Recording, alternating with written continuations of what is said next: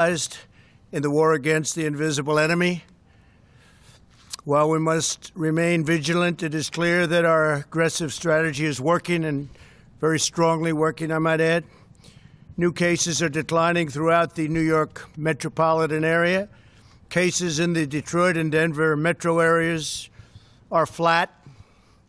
Washington, D.C., Baltimore, Philadelphia, and St. Louis are showing great signs of progress, and new cases in Houston and New Orleans are declining. The battle continues, but the data suggests that nationwide we have passed the peak on new cases.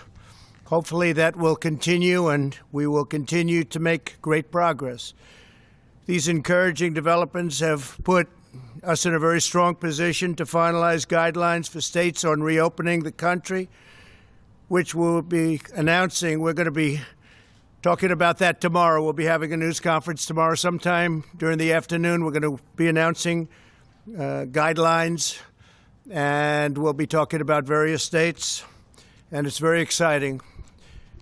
It's been a horrible time to see such death and destruction, especially when you come out of what was the greatest economy in the history of the world. The greatest. There's never been an economy like what we had produced, but we'll produce it again. And I think we'll produce it again very fast. The medical and healthcare advances we've made are critical to our continued progress. We've rapidly developed the most expansive and accurate testing system anywhere in the world, and have completed more than 3.3 million tests.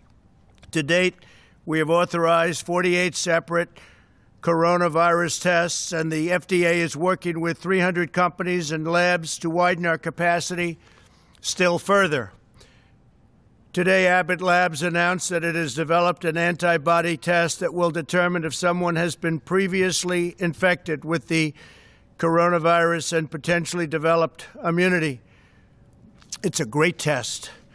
The company says these tests could be available to screen up to 20 million people in a matter of weeks.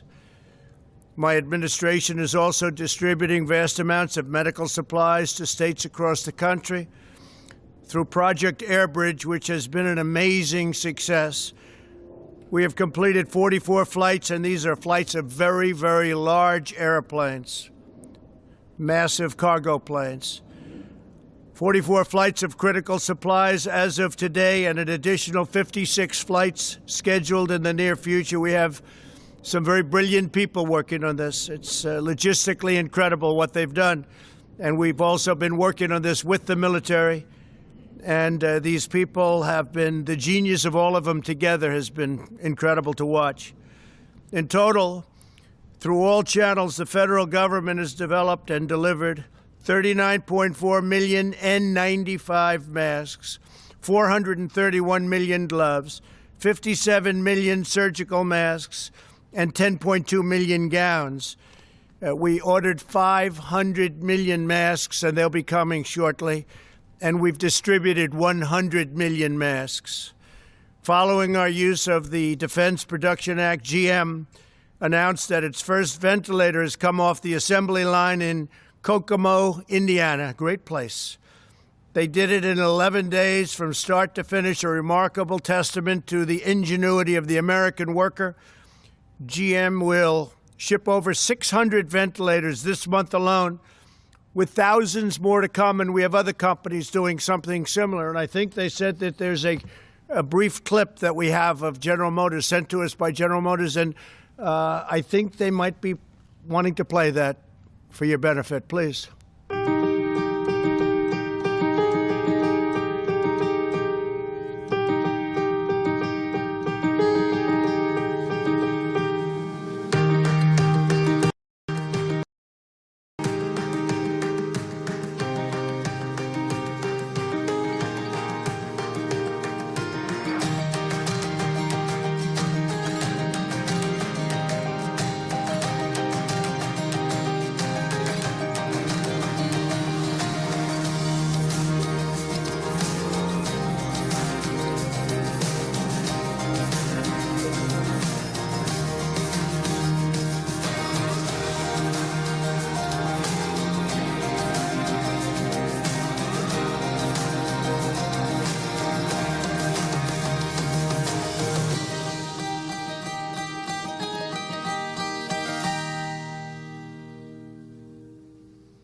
I know you got a little bit nervous when you saw there was a clip about ready to be played, but that was sent to us by General Motors, and we thought it would be a good one to play. It's amazing. It's, what they've done in a very, very short period of time.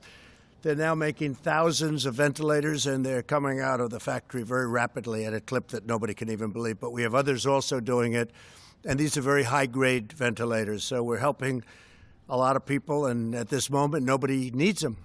We have to remember, during the surge, nobody's needed them for weeks now.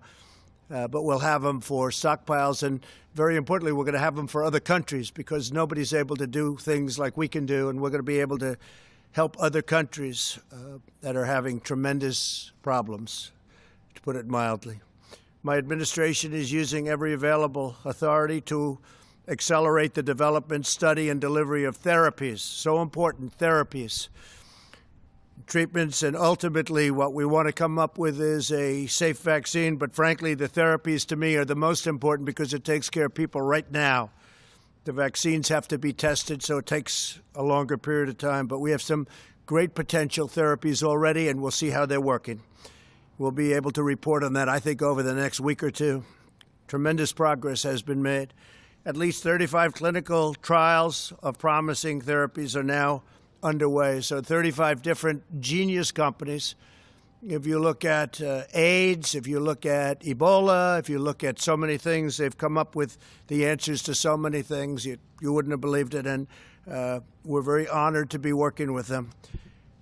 They include antivirals and also, and they something which is incredible, keeps the virus from multiplying, a mechanism that keeps the virus from multiplying, immune therapies that prevent the immune system from overreaching to the virus, and convalescent plasma treatments that use antibodies from the blood of recovered patients. So we have a lot of patients who recover, and they're so happy to have recovered that the first thing they do is say, we want to give our blood.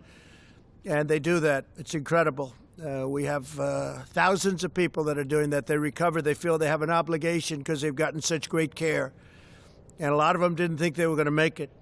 As the entire U.S. government works to combat the global pandemic, it is absolutely essential that the key positions at relevant federal agencies are fully staffed, and we're not allowing that to take place through our Congress. They're just not giving it to us. We have many, many positions that are unstaffed because we can't get the approvals. The Democrats are holding us up. We cannot get approval. We've gotten judges because we go through the process. I guess we're up to 448 federal judges, and that we've gotten because we focus on it. We take the maximum time because no matter who the judge is, they take vast numbers of days and hours to approve, and leaves no time left for others. Very unfair system. If a judge is going to be approved in 1 hour in one session, it doesn't matter. They'll take the maximum number of hours and days. You're talking about days to get one judge approved.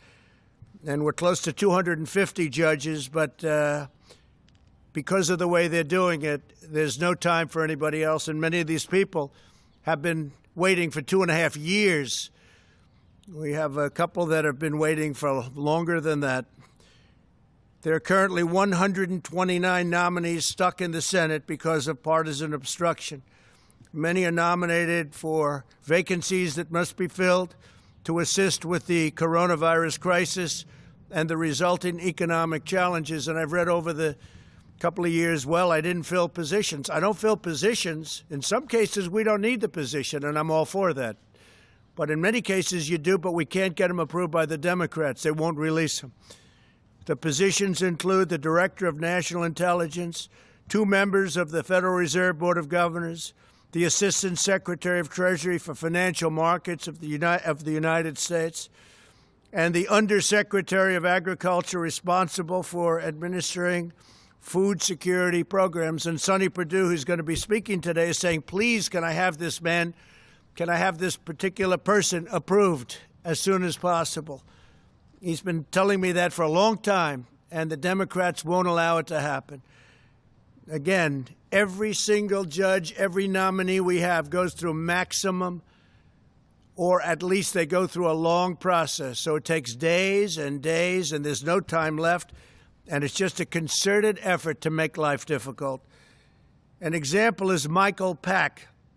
He's my nominee for the CEO of the Broadcasting Board of Governors, and he's been stuck in committee for 2 years, preventing us from managing the Voice of America. Very important. And if you heard what's coming out of the Voice of America, it's disgusting.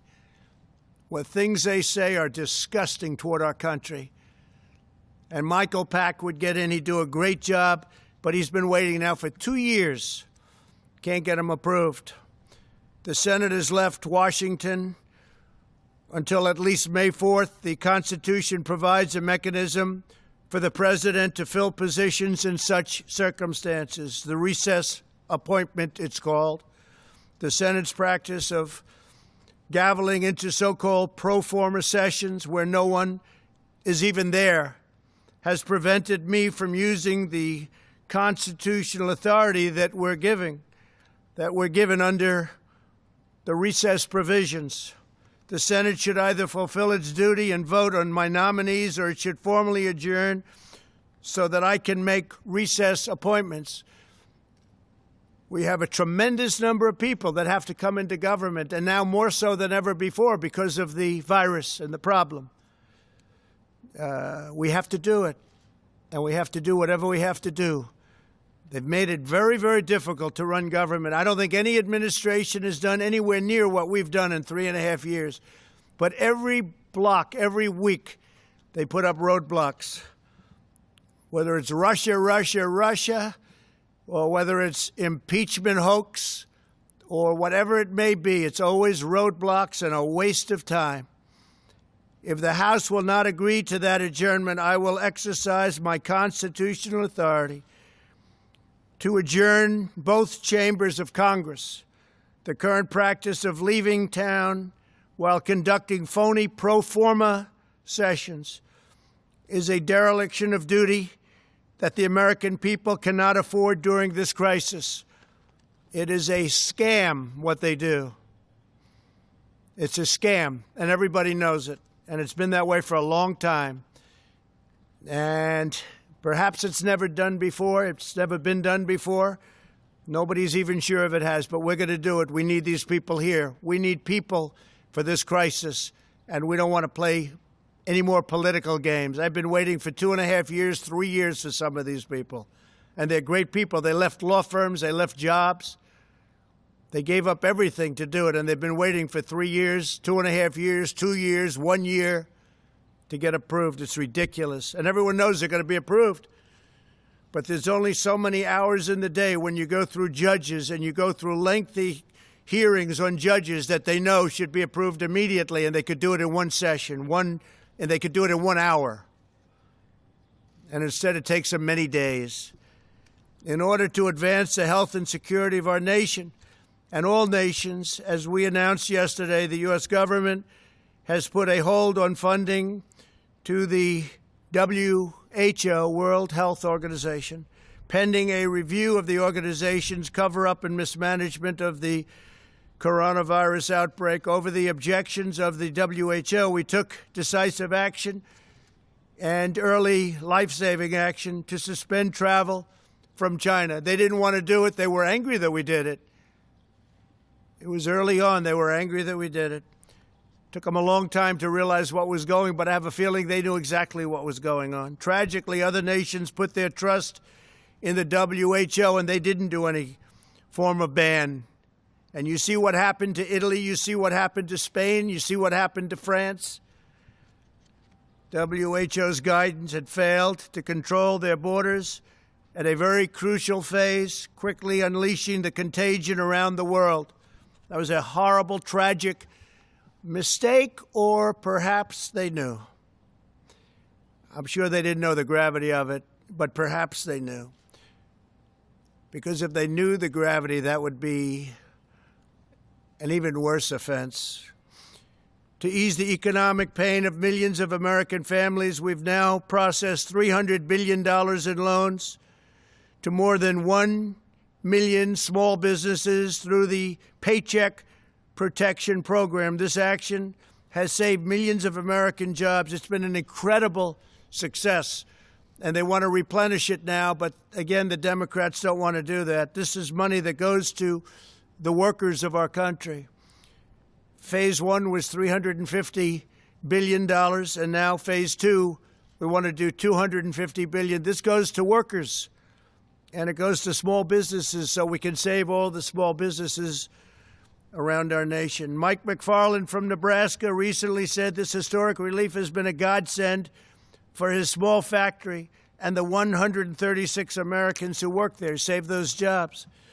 Another small business owner, Tim Miller from Oklahoma, called the program a total lifesaver for his auto repair shops for employees. Stories like these underscore why Congress must replenish the Paycheck Protection Program immediately. The Republicans want to do it. They want to do it immediately. They want to do it now. And the Democrats are stopping it. A short time ago, CDC issued public health guidelines for critical industries. In a few moments, Agricultural Secretary Sonny Perdue will elaborate on how these guidelines apply to our nation's dedicated workers in the food processing profession, because it's a profession. It's incredible what they do. Food processing, and they're keeping our grocery stores full. The shelves are not bare like the shelves that I inherited when we took over the stockpile, the medical stockpile, where the shelves were bare. The cupboard was bare, I say. Tomorrow I'll also be leading a call with elected officials who will consult with my administration as we work to restore our economy to full speed. And we really think with all of the stimulus and all of the pent-up demand, we're going to have an economy that really comes back quickly, and would like to see it more than match what we had before. What we had before was a miracle, and we think this is going to be even more than a miracle. We're going to do it because we have the greatest people in the world. We'll also be speaking to America's governors tomorrow, and then we'll be announcing exactly what's happening. You already know we'll be opening up states, some states much sooner than others. And we think some of the states can actually open up before the deadline of May 1st.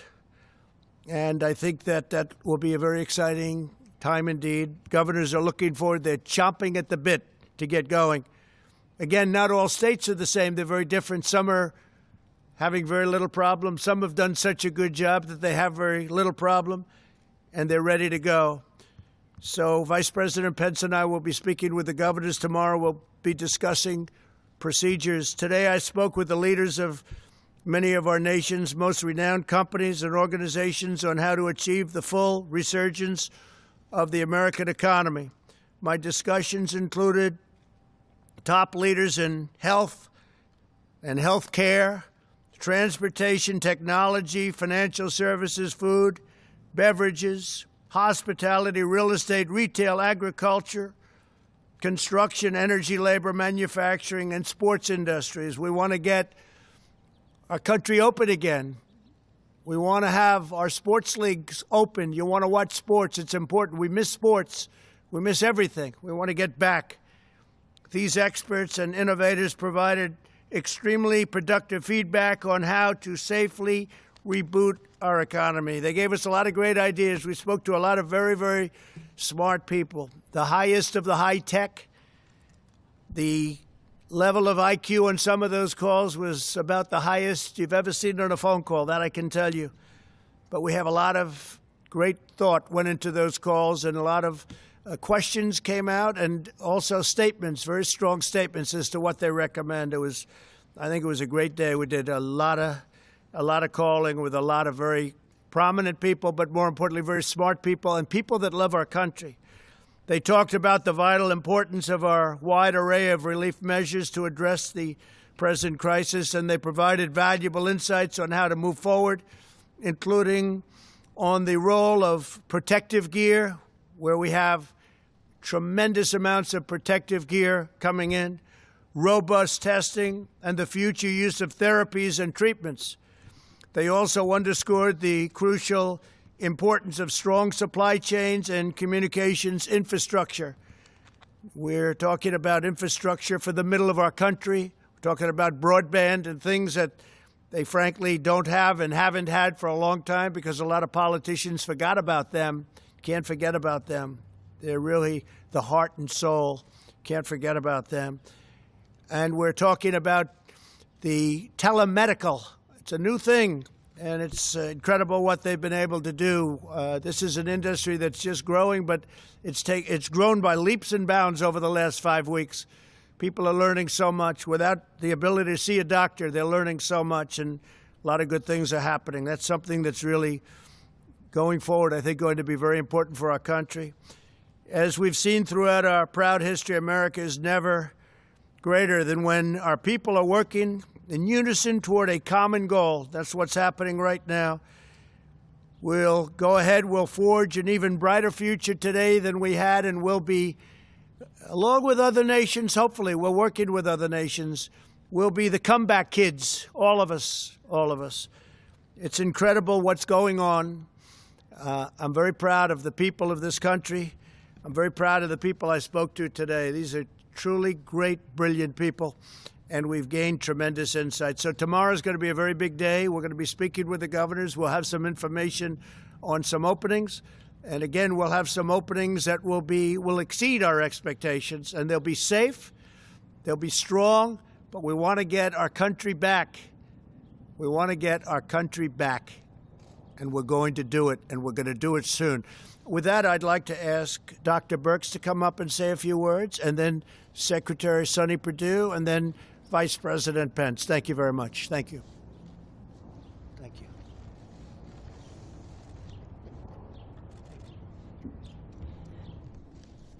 Thank you, Mr. President, and thank you for summarizing the states and what we're seeing. So over the last 5 to 6 days, we've seen declines in cases across the country, and this has been very reassuring for us. At the same time, we know that mortality and the fatalities that we're facing across the United States continue. We know the number of people who are still in the hospitals, in the ICUs, and we want to continue to recognize the healthcare workers who are on the front lines and really recognize how low the United States case fatality rates are compared to other countries. And this is really due not only to our technology, but how that technology is utilized to save lives.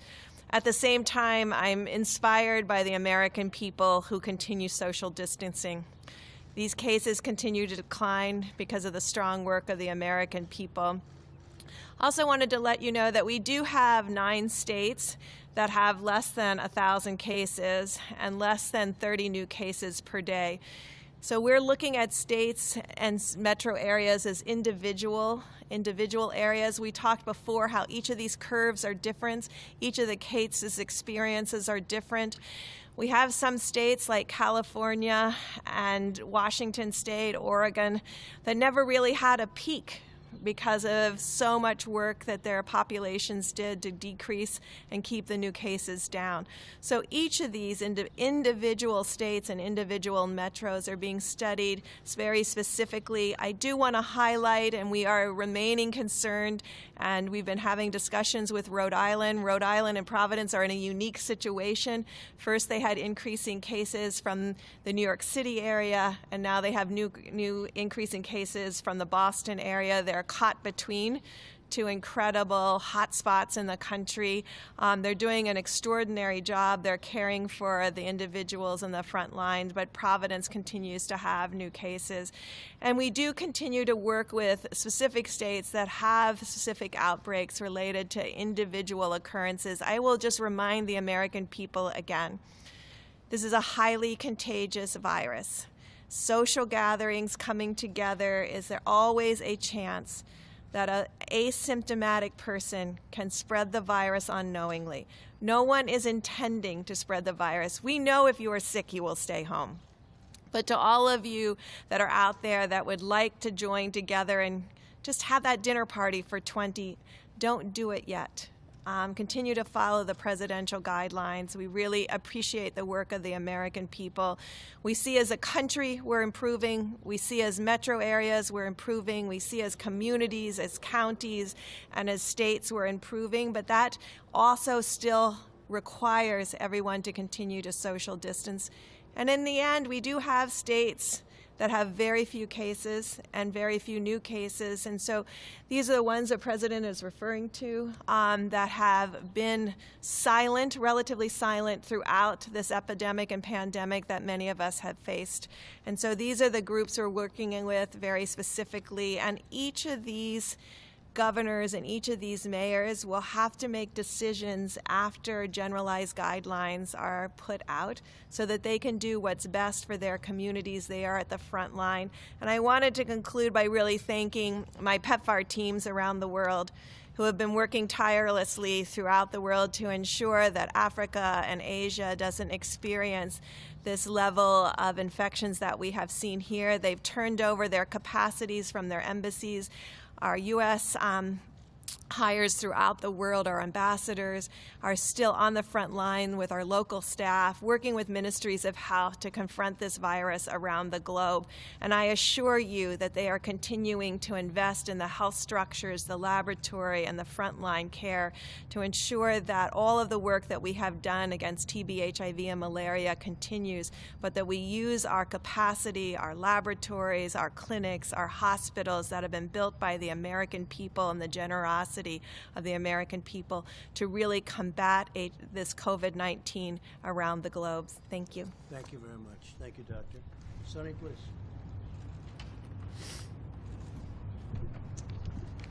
Thank you, Mr. President, for the opportunity to be here with you today. And I want you to know it's an honor to represent you in leading the Department of Agriculture and represent the constituency who are crucial in maintaining our nation's food security, enabling us to keep food on the table of our American families, not only just food, but wholesome and safe food as well. I'd like to start my remarks today by echoing what my colleagues at the CDC have been saying regarding the health and safety of our essential employees across the United States. CDC's provided strategies there that aimed at helping our most critical workers, both in healthcare and in food processing, to quickly and safely to return to work after potential exposure to COVID-19, provided those workers are symptom-free. And this guidance will help these critical industries in the food sector protect the health and safety of essential workers while keeping critical functions working throughout the COVID-19 response. As we know, any employee who develops symptoms while on the job should go home immediately, and the interim guidance is in line with CDC's recommendations for healthcare workers caring for those sick with COVID-19. So we appreciate the dedication and commitment of all the brave men and women working to keep their communities fed, and we will continue to work with the CDC to keep those individuals as safe as possible during these challenging times. In that vein, there's been a lot happening this week as COVID-19 is impacting food processing facilities, as you know. For Americans who may be worried about access to good food because of this, I want to assure you the American food supply is strong, resilient, and safe. And in fact, our food supply chain has shown tremendous agility in shifting production and logistics so suddenly from restaurant and institutional settings to retail settings. To all the employers out there in this sector, it's critical that you follow CDC guidelines and guidance and best practices to keep all of your employees and people safe and healthy. To employees and local public health officials advising them, the CDC has issued guidelines on how to mitigate a situation if you have a positive case in one of your facilities. We need our local health authorities and our state health authorities to do everything they can to balance the demand of keeping our facilities operational and our critical industries going, while at the same time keeping the health and safety of employees as a top priority, as well as our communities. So I want to also take this time to thank all of our critical, essential food supply chain workers. The entire country is counting on these patriotic individuals by doing the work in our food supply chain. These dedicated workers include, obviously, farmers and producers, but also processors, truckers, and grocery store workers, as you know. America's depending on what you have, the food we need to feed our families, and you're the ones who are making that happen. Thank you. As an entire nation, we're truly thankful for the work you're doing, and we recognize that you are the true patriotic heroes during this national emergency, along with our healthcare workers. So before I sign off here, Mr. President, I want to remind you and all of us of one more thing. In the United States, we have plenty of food for all of our citizens. I want to be clear. The bare store shelves that you may see in some cities in the country are a demand issue, not a supply issue. The way food is prepared and packaged to be sold in a restaurant or a school is significantly different than the way it's packaged for you to buy in the grocery store. Our supply chain is sophisticated, efficient, integrated, and synchronized, and it's taken us a few days to relocate the misalignment between institutional settings and grocery settings. But that does not mean that we don't have enough food in this country to feed the American people. You might think of it as an interstate when it's flowing along well, and you have a crash at one place, it backs up, and that's what's happened in the food supply chain, but we're working through that. Yet through all this, our food supply chain has proven to be very resilient, just like American people. To the extent we have challenges, we have and continue to need to work through it all together.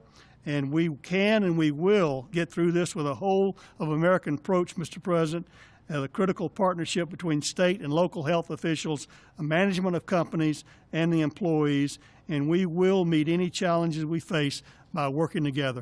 Thank you, sir, for the opportunity.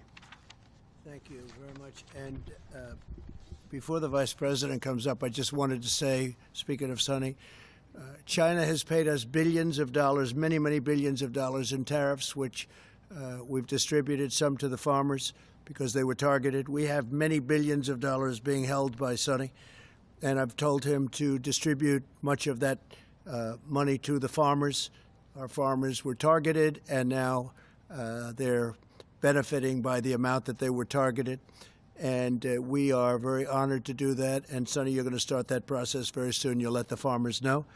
Nobody can take advantage of our farmers. So we have a lot of money that we've taken in from China. We're going to be distributing that money from Sonny to the farmers. And there's tremendous money over and above that. That money was paid directly into the Treasury of the United States. This has never happened to China before. They never gave us 10 cents. Now they're paying us billions of dollars, and we appreciate it. So thank you very much, Sonny. Great job. Please. Mike, please.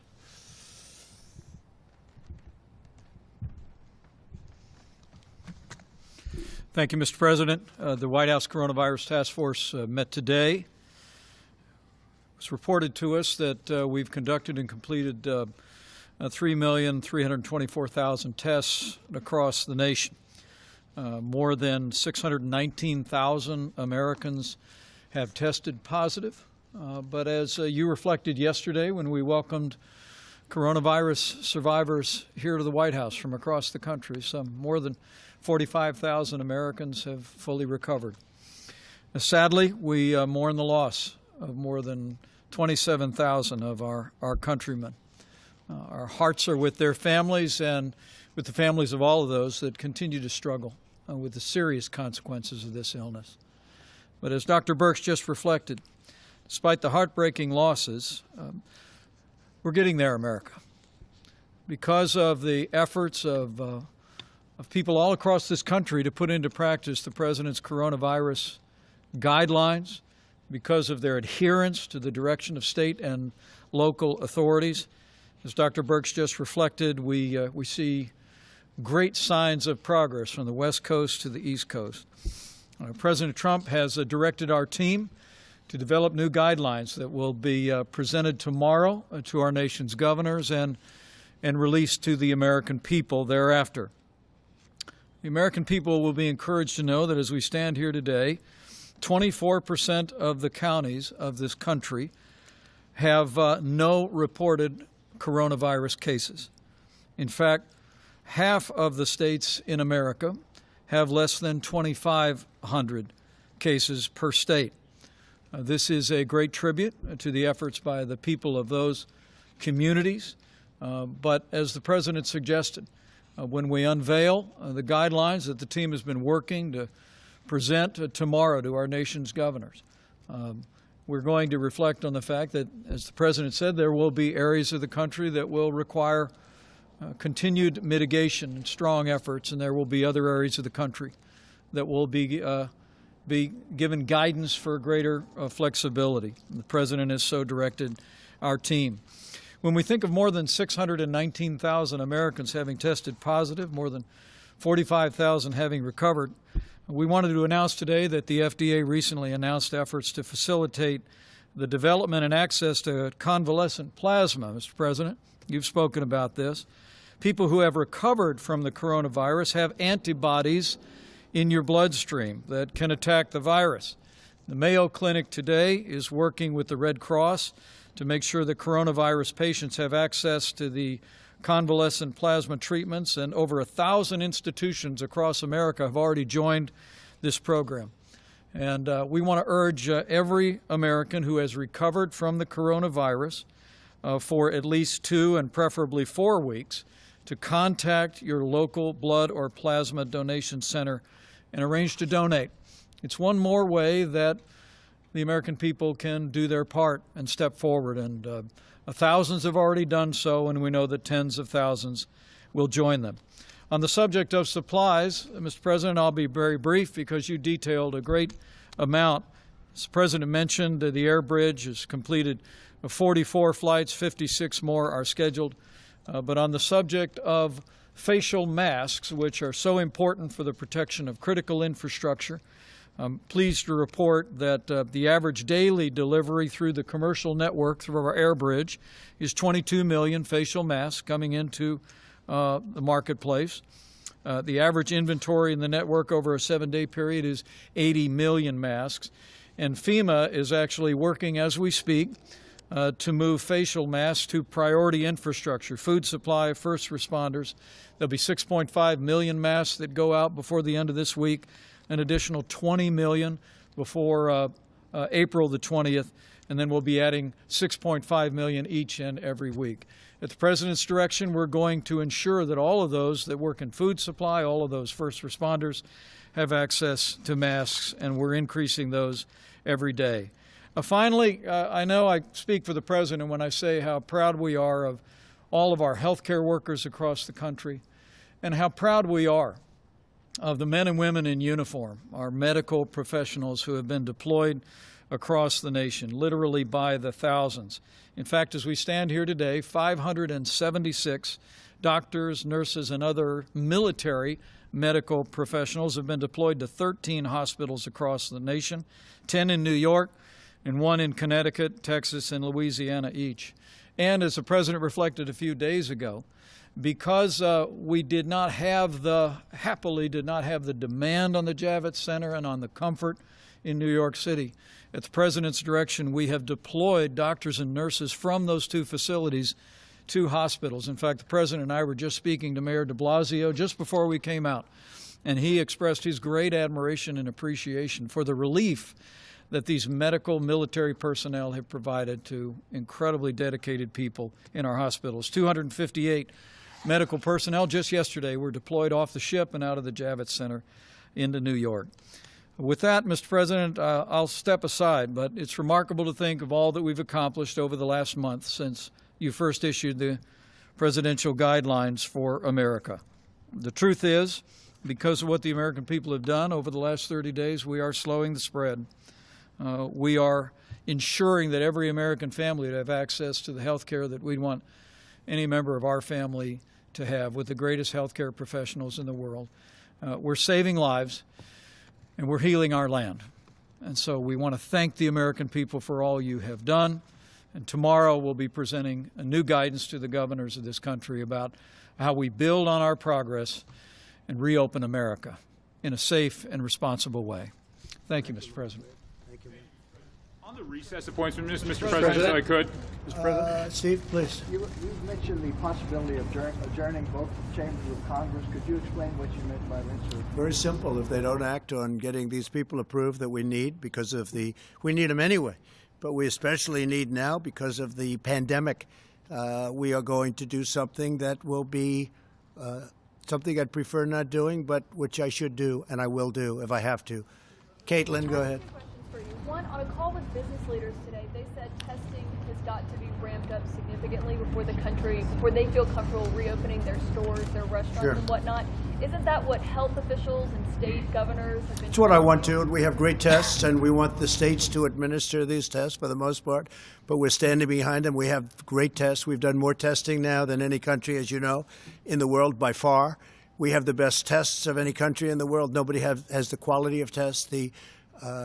If you look at Abbott, what they've come up with in a short period of time, they've been incredible. Roche has been incredible.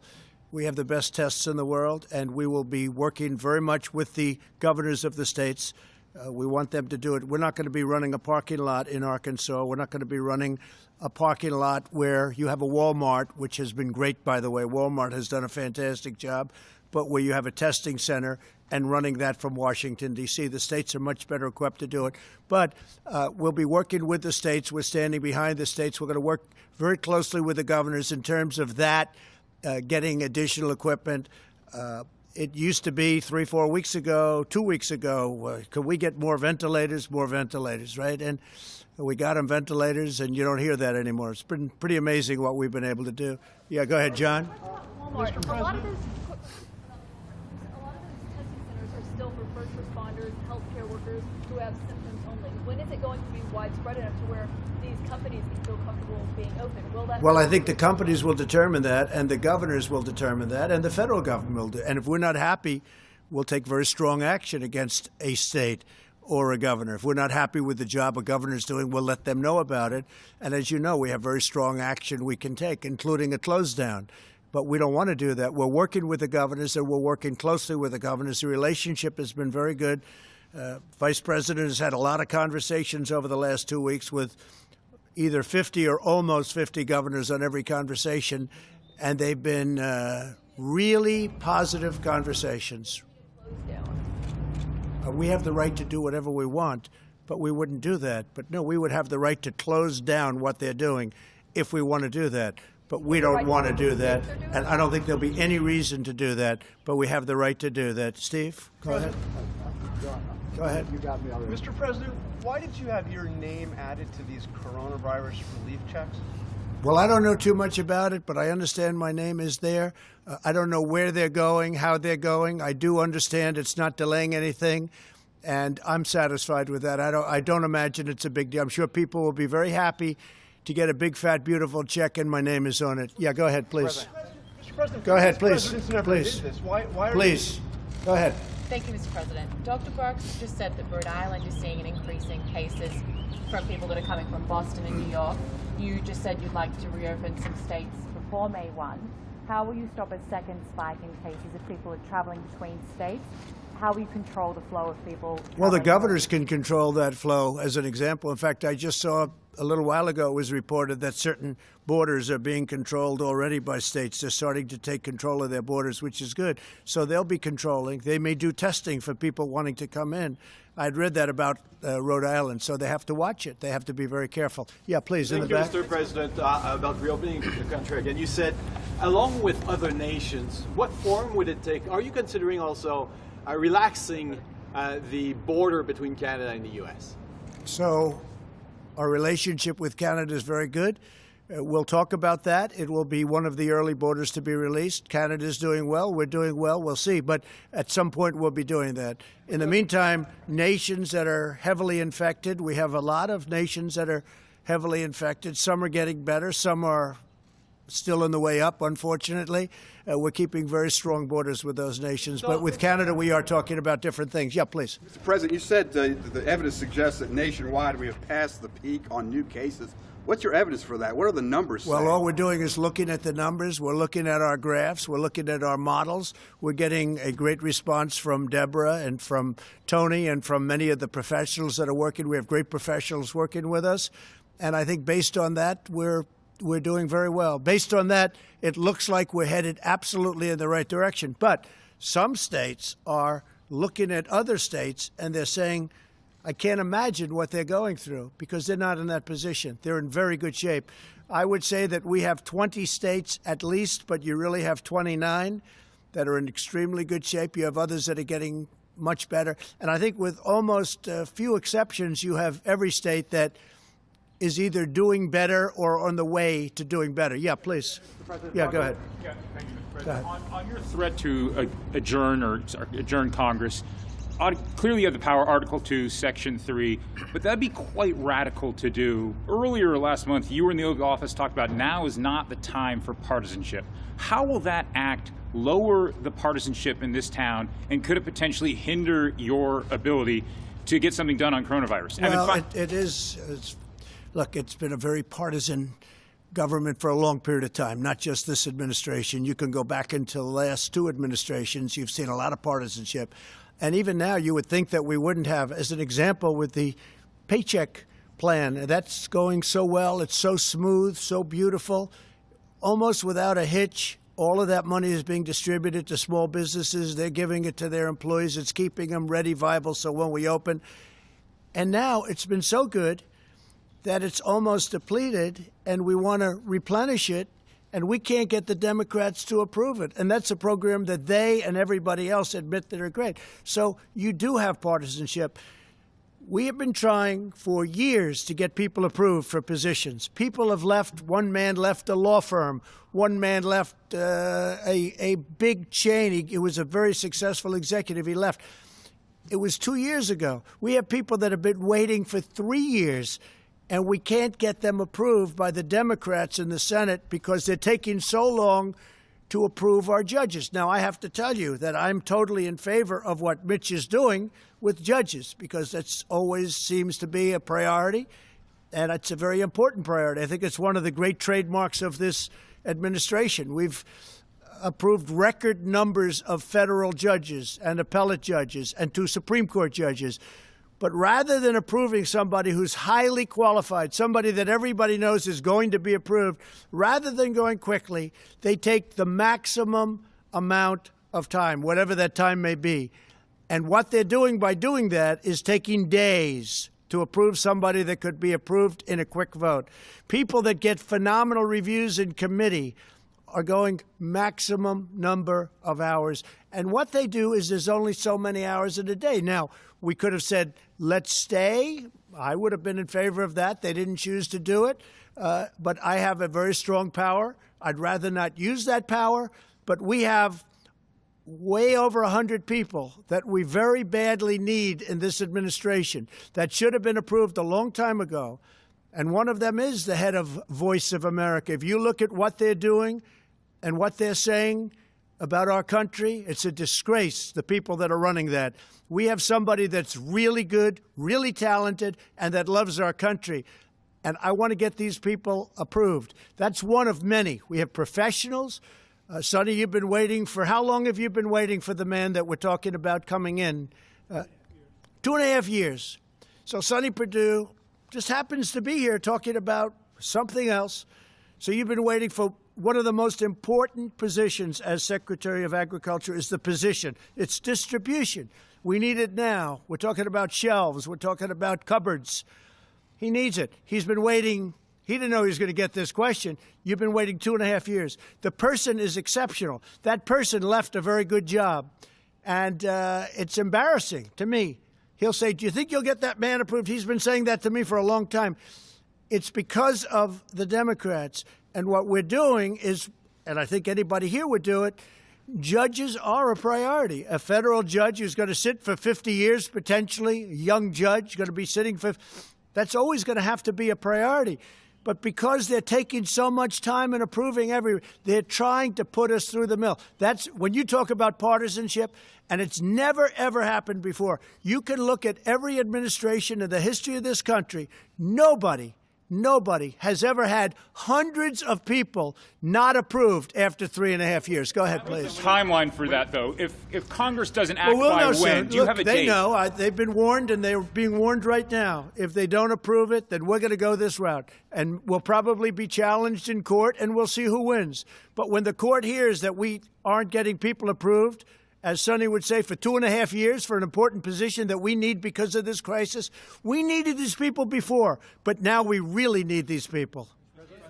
When you talk about, back to the numbers for a second, when you talk about the numbers, the jobless claims are going to come out tomorrow. It's likely around 5 million more Americans putting their names in for unemployment benefits, but yet there are still a couple thousand people as well dying a day because of coronavirus. When you talk about opening up the American economy, or at least in parts now, how do you balance that decision out given both of those figures? Well, there has to be a balance. You know, there's also death involved in keeping it closed. And I've gone over this with you, and I believe this so strongly. When you look at mental health, when you look at suicides, suicide hotlines which are exploding, people losing their jobs, when you look at drugs and people that didn't take drugs and now they're becoming drug addicted because they're going through a problem, they have no job, they have no money coming in, other than the money we're getting them. We've opened up the coffers to a large extent. We're helping people. This is why I wish the Democrats would help us a little bit with it, because they should. It's purely partisan what they're doing, and it's bad for our country. But you know, there is death by having this strongly closed country. We have to get back to work. With all of that being said, we're going to start with states and with governors that have done a great job, and they're going to open it up as they see fit, and we're going to be right behind them, and we're going to be working. We're going to be supplying them with things if they don't have them. We want them to have them. We're going to be helping them with ventilators after this is over so that they can't say, oh, the federal government. We want them to have. They've had a lot of options. Many of the governors have had a lot of options over the years to buy ventilators. They didn't choose to do it. So we're going to be helping them to fill up their stockpiles. We're going to have plenty. And as I said, I'm very proud to do it. We're going to be helping other nations. We're going to be helping Italy, Spain, France, other nations. And we're going to be helping them strongly. I think Russia is going to need ventilators. They're having a hard time in Moscow.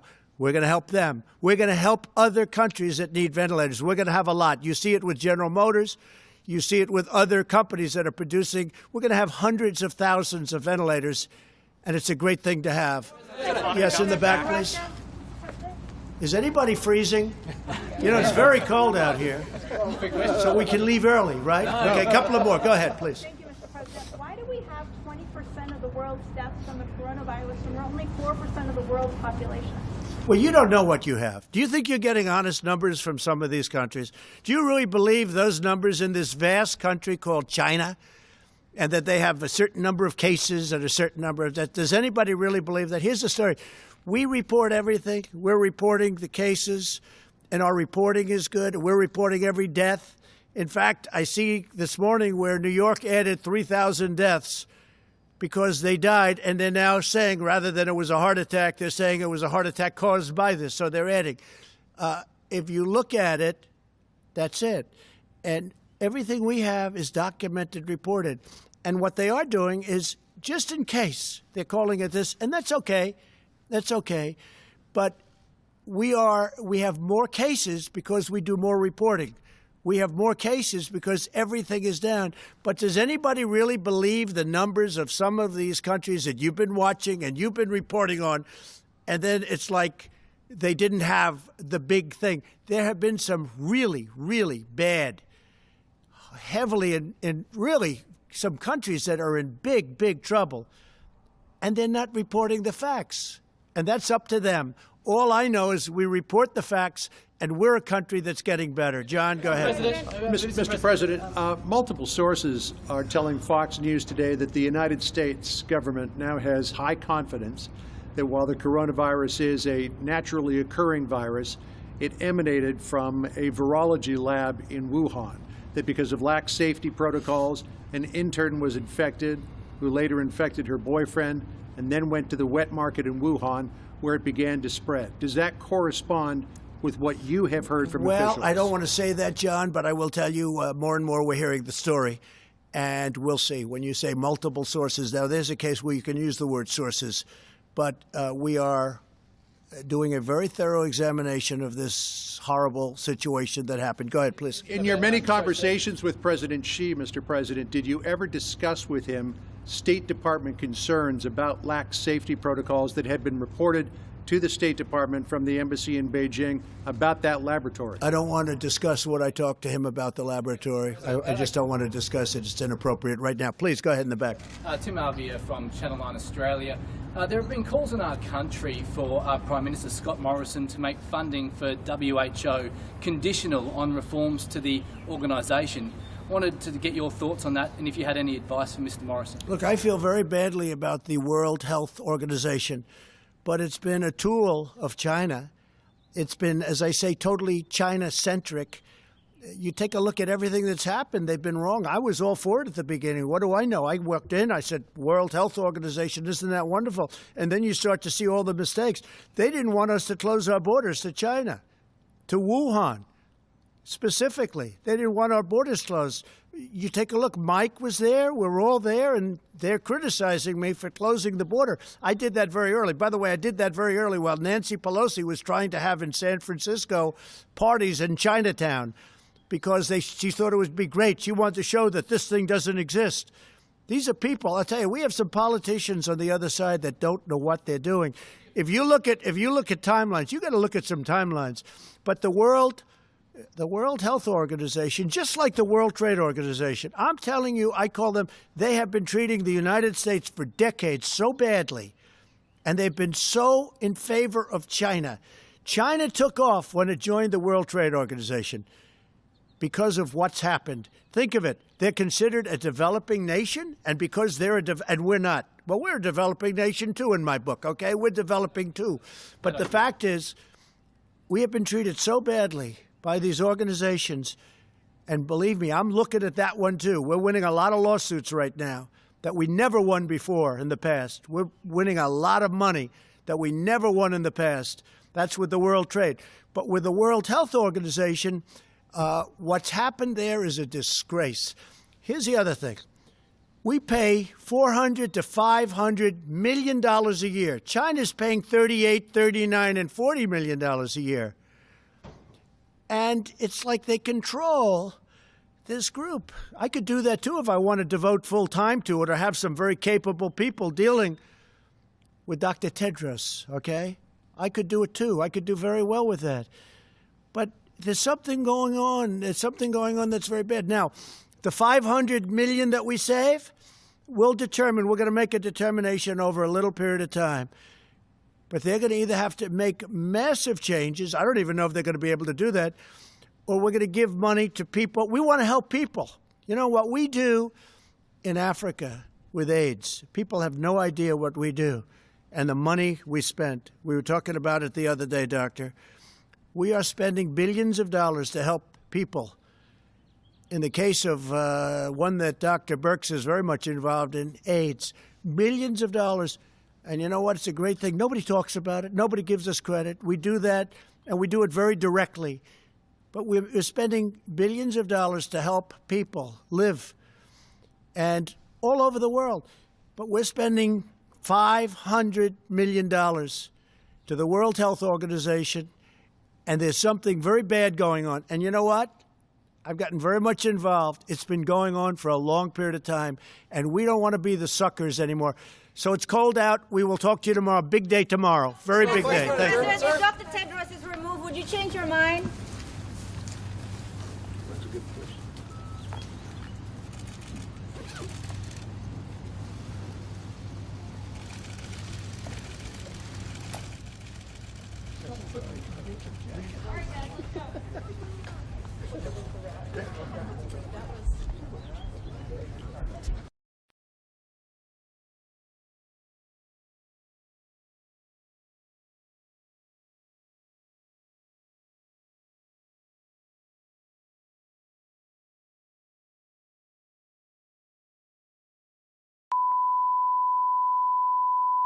This is the primary audio circuit for the Reuters live service.